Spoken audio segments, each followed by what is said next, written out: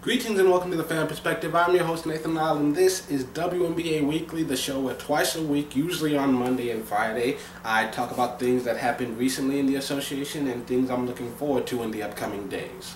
So, it was a very busy weekend in the league. A lot of big things happened. Here are some of my favorite storylines. Starting on Friday, you had the Fever putting together a very strong performance, completely dominating the Liberty.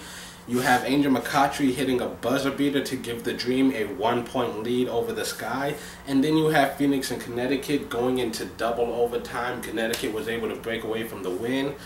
On Friday, you had the Stars fighting back from a huge deficit to force overtime, but they still end up falling to the Sky and remain winless on the season.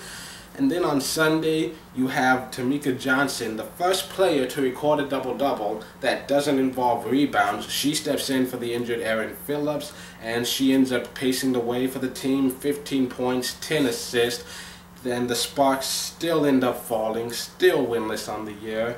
And then you also have Tulsa. They come in and they surprised the Lynx. They hand Minnesota their first home loss of the season, and now Tulsa sitting alone in first place in the Western Conference. And now, for 3 games I'm looking forward to this week. There's only 3 being played. One of them, Tuesday night, you've got Los Angeles at Washington. That one's being broadcast on ESPN2 at 8 p.m. Eastern Standard Time. For those who don't know, I always say the Eastern Standard Time, so check your local listings. You can see if this is being broadcast in your area, and if not, you can watch all the games on WNBA Live Access. And you've got Los Angeles at Washington, 8 p.m. Eastern Standard Time, being broadcast on ESPN2, so we should all be able to watch this. And for Los Angeles, yes, they are winless on the season, but here's the good news. They are incredibly banged up. They're basically missing their entire starting lineup, so eventually those players are going to get healthy, they're going to come back, they'll fight their way into the playoffs. So I'm confident that that's going to happen. So for now, you just kind of got to bite the pillow.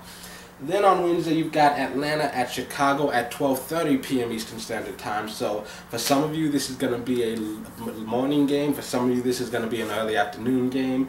Either way, Chicago, they're kind of struggling out the gate. They're a 500 team right now.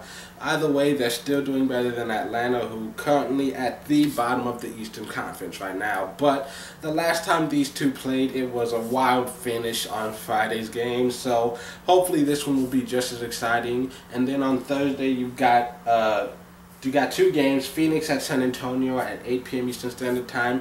And great news, Phoenix, this is the last game without Brittany Griner. You'll play this one, and then her suspension is over. She'll be able to return to the court. And then you have Minnesota at Seattle at 10 p.m. Eastern Standard Time. And, both of these teams led by UConn grads. Both of these teams trying to bounce back from tough losses on Sunday. It should be pretty interesting. Hopefully it'll be a fun game to watch. And that's it for this week. Tune in on Friday for another all-new edition of WNBA Weekly. Until then, this has been The Fan Perspective. I'm your host, Nathan Lyle.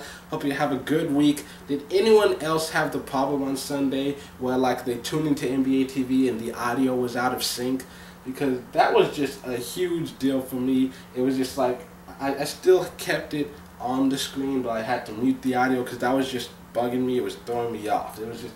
all my other channels were fine. I flip it to somewhere else and it's perfectly fine. It seems like it was just that station. Did y'all have that issue? Because that was just weird.